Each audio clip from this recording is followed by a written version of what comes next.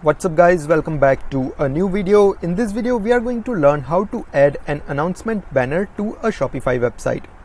As you can see right now I am on the home page of my website and it's still in development, so no elements has been added to it yet, but we don't even need it since we are only going to learn how to add a banner above this bar or above the main bar of your website. So in order to do that, the first thing we need to do is go on the back end of our store. So now you can see I'm on the back end of my store and I'm under Home tab. From here we need to go to Apps, and from Apps go to Shop for Apps. You'll see a list of all the apps. Under search bar type Quick Announcement Banner. The first three are just the ads, and we are going to use the app which is made by Hextom, this one. It has around 5,000 ratings. Add this app to your store. Install app, and once the app has been installed to the store, the next step is to create a bar. So let's click on create new bar. Here you can see all the design options for basic template, and if you upgrade you can select all the premium options. We are just gonna go with the basic option right now.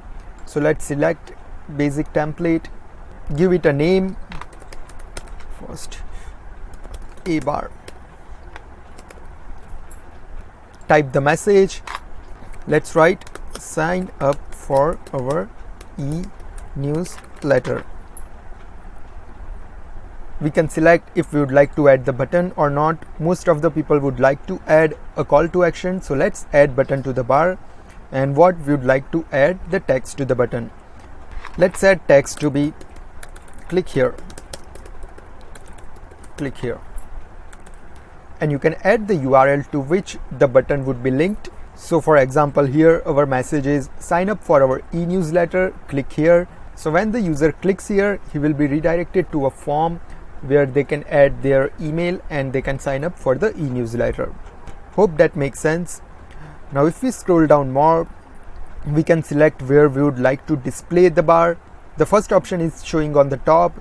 The second is top bar, but always visible while scrolling, and there are a couple of more options and you can select depending on how you would like to use it.